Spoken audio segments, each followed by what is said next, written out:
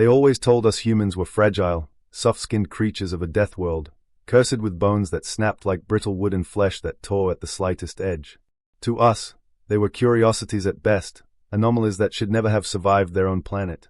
We studied them in our academies, we whispered about their short lives and fragile shells, and we laughed at the idea that such beings could endure what we could not.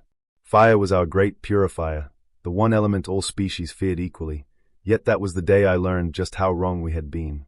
Our scholars filled endless records with their limitations, skin that blistered in the sun, lungs that failed in thin air, eyes that could not pierce the dark. Their bones broke from simple falls, their hearts slowed with age, and their lives ended in what we considered mere childhood. To us, they were a contradiction, a death-world species with none of the armor, claws, or toxins that others carried. Even the smallest predators on our colonies would shred a human within moments.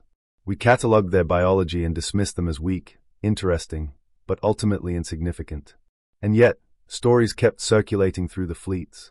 Tales of humans standing where no other dared, surviving conditions that killed veterans of harsher worlds. We called them myths, exaggerations spun by frightened soldiers.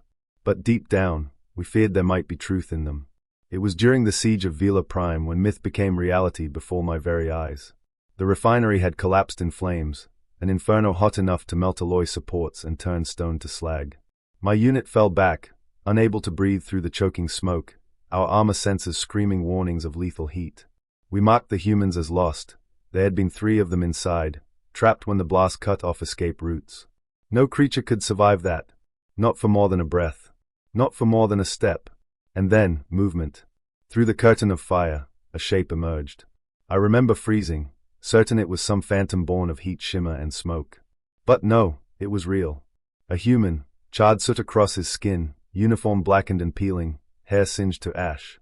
He staggered forward once, then straightened, walking as if the flames themselves bowed to him. His eyes burned brighter than the fire around him, and to our disbelief, he laughed. A deep, raw sound that cut through the roar of destruction and silenced every soldier watching. I could not comprehend what I was seeing. The flames clung to him, wrapped around him like hungry beasts, yet he strode forward as though they were nothing but a summer wind.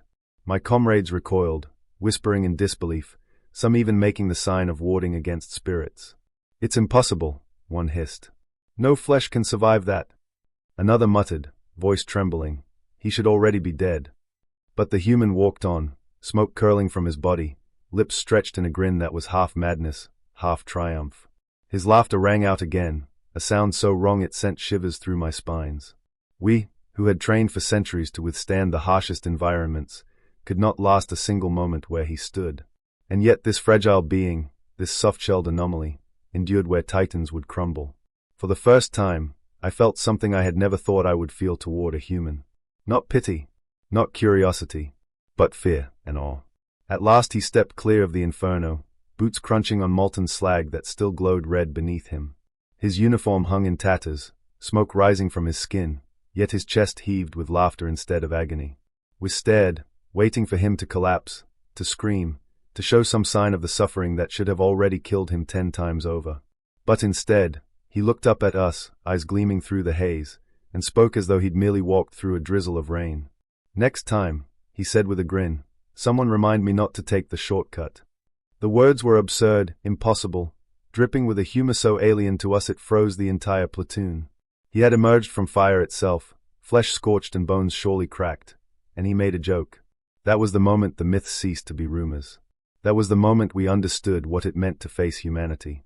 In that instant, every record we had written, every lecture we had memoized, every warning we had believed, burned away in the fire behind him. Fragile? No. Weak? Never. These creatures, these humans, did not endure because their bodies were stronger than ours. They endured because their will was unbreakable, their spirit untamed.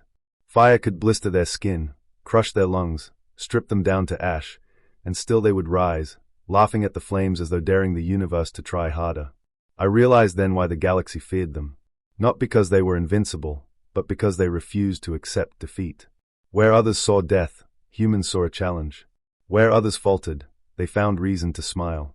And as I watched that soot-stained human march past us, smoke curling like a crown above his head, I knew one truth that would haunt me forever.